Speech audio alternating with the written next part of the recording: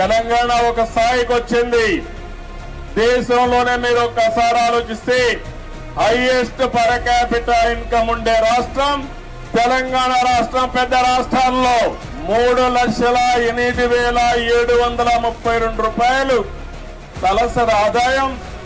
గుజరాత్ కంటే ఎక్కువైంది, మహారాష్ట్ర కంటే ఎక్కువైంది, కర్ణాటక కంటే ఎక్కువయ్యే పరిస్థితి వచ్చింది.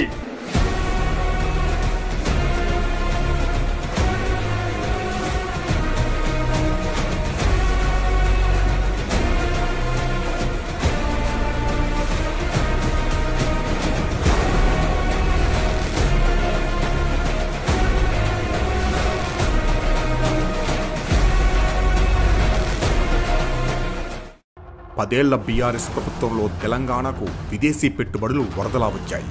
తెలంగాణ ఏర్పాటుకు ముందు, తరువాత పెట్టుబడుల విషయంలో స్పష్టమైన మార్పులు కనిపించాయి. ప్రతి ఆర్థిక సంవత్సరంలో పెట్టుబడులు గణనీయంగా పెరిగాయి. దేశంలో ఇతర రాష్ట్రాలతో పోలిస్తే తెలంగాణ పెట్టుబడులను భారీగా ఆకర్షించింది. బీఆర్ఎస్ పాలనలో అమలు చేసిన పాలసీలు, మంత్రిగా కేటీఆర్ తీసుకున్న చొరవతో ప్రముఖ కంపెనీలు రాష్ట్రానికి క్యూ కట్టాయి. విదేశీ పెట్టుబడులకు దేశం ప్రతికూలంగా కనిపిస్తుంటే తాజాగా ఎఫ్డీఐలో తెలంగాణ మరోసారి తన సత్తా చాటింది. 2023-24 ఆర్థిక సంవత్సరంలో దేశంలోని అన్ని రాష్ట్రాలు పెట్టుబడులను ఆకర్షించడంలో వెనకబడి ఉన్నాయి. కేవలం తెలంగాణ, తమిళనాడు, గుజరాత్ రాష్ట్రాలు మంచి ఫలితాలను సాధించాయి.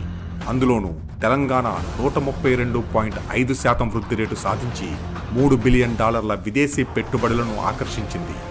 మహారాష్ట్ర, గుజరాత్ కంటే తెలంగాణ భారీగా వృద్ధి శాతం నమోదు చేసింది. ఇందులో అమెజాన్ 36,300 కోట్లు, మైక్రోసాఫ్ట్ 16,000 కోట్లు పెట్టుబడులు పెట్టాయి. గత బీఆర్ఎస్ హయాంలోనే 2022-23 ఆర్థిక సంవత్సరంలో ఈ సంస్థల ఒప్పందాలు జరిగాయి. వాటి ఫలితాలు 2023-24లో కార్యరూపం దాల్చడంతో ఈ వృద్ధి శాతం గణనీయంగా పెరిగింది.